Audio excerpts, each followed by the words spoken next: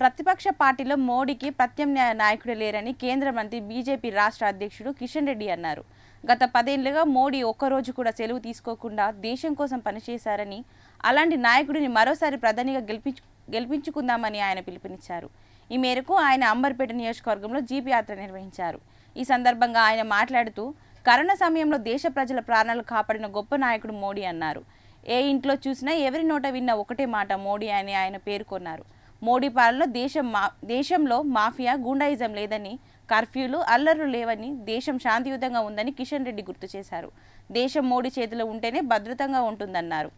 Division president అయినా, division secretary అయినా అందరం కూడా మన కోఆర్డినేటర్ కావచ్చు, లేకపోతే పోలింగ్ బూత్ అధ్యక్షులు కావచ్చు, పోలింగ్ బూత్ సెక్రటరీ కావచ్చు, ఎవరైనప్పటికీ కూడా పోలింగ్ బూత్ లో ఖచ్చితంగా పనిచేయాలి.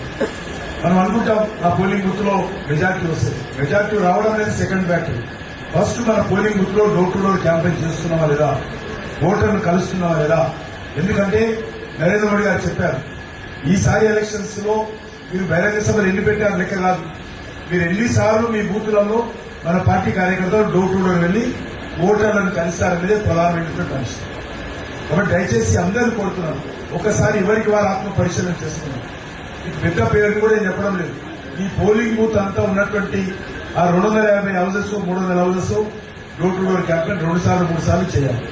అది మార్నింగ్ అవర్ చేస్తారా, సాయంకాలం చేస్తారా, 1 రోజులో పూర్తి చేస్తారా, 2 రోజుల్లో పూర్తి చేస్తారా, 3 రోజుల్లో పూర్తి చేస్తారా, మీ ఇష్టం.